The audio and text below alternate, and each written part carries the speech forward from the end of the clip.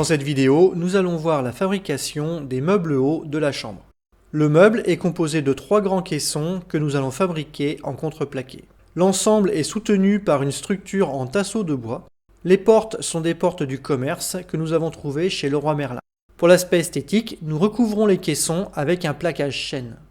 Les portes font 25 cm de hauteur et s'ouvrent vers le haut.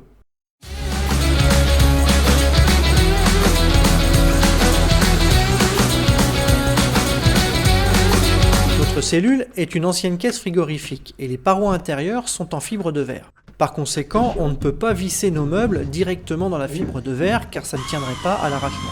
C'est pour ça que l'on met une plaque de contreplaqué à l'extrémité des tasseaux pour pouvoir fixer l'ensemble sur la partie arrière de la cellule.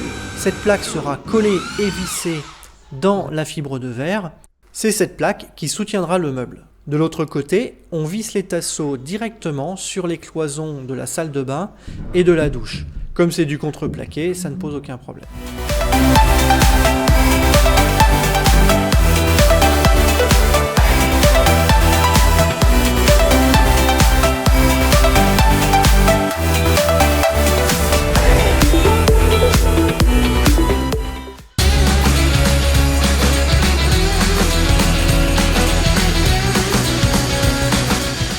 On réalise le coffrage avec du contreplaqué de 12 mm d'épaisseur.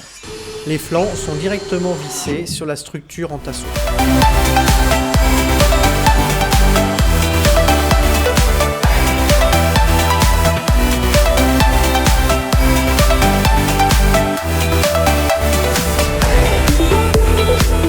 Avant que je mette les façades, Virginie met un coup de peinture blanche à l'intérieur du meuble.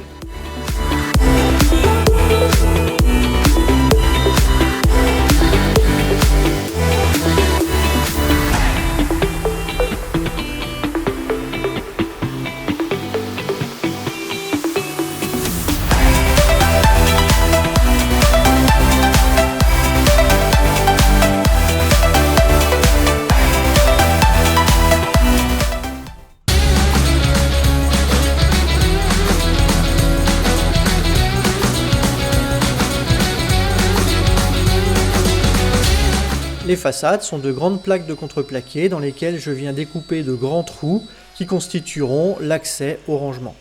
Pour découper ces grands trous, j'utilise une défonceuse que je guide avec une grande règle fixée sur la plaque de contreplaqué avec des serre-joints. J'avais réalisé mes premiers essais avec une vieille défonceuse et un guide qui s'appuyait sur le bord de la plaque et voilà le résultat.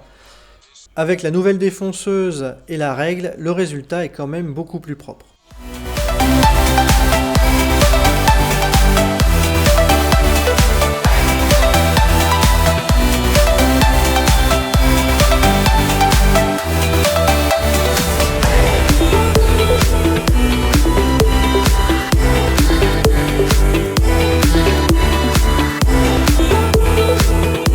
Le moins qu'on puisse dire, c'est qu'une fois découpé, il ne reste plus beaucoup de bois.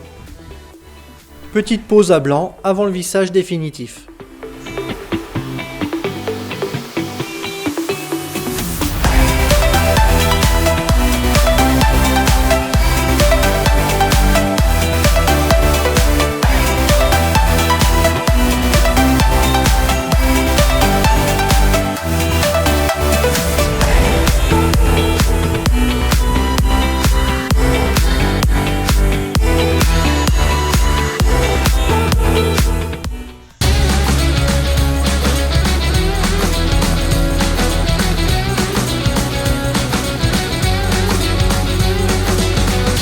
Nous avons choisi des charnières à ouverture relevable.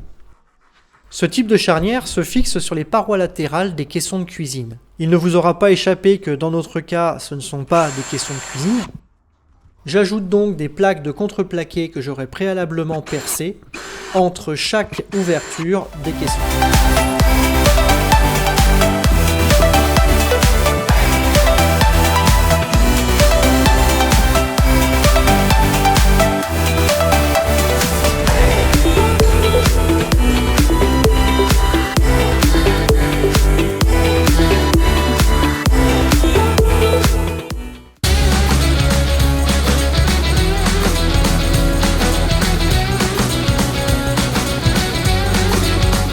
utilisé du contreplaqué d'entrée de gamme et la couleur et les motifs du bois ne sont pas homogènes d'une plaque à l'autre. En plus de ça, j'ai utilisé des vis pour fixer mes plaques de contreplaqué sur les tasseaux. Et ce n'est pas très esthétique. Pour masquer tout ça, on va tout replaquer avec du chêne.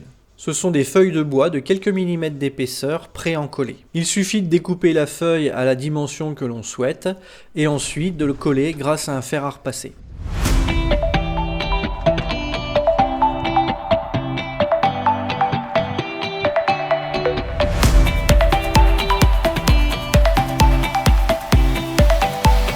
Au moment du plaquage, on fait dépasser la feuille de bois de quelques millimètres.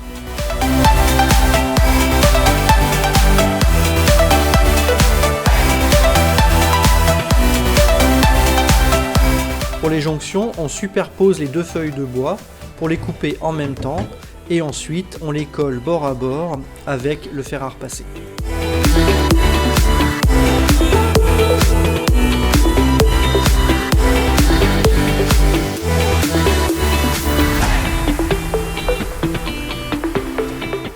J'ai investi dans un petit outil bien pratique pour découper le surplus de bois. Ça se présente comme une petite équerre avec deux lames de rasoir pour couper dans les deux directions. On le positionne sur l'arête à ébavurer et avec des mouvements d'avant en arrière, on enlève le bois excédentaire.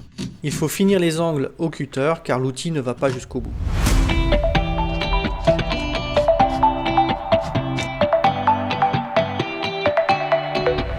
On obtient un aspect propre et je suis content du résultat.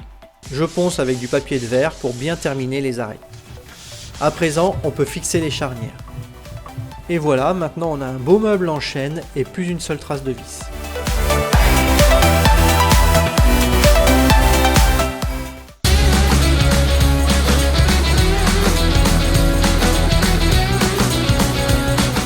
Nous avons acheté les portes et les charnières chez Leroy Merlin.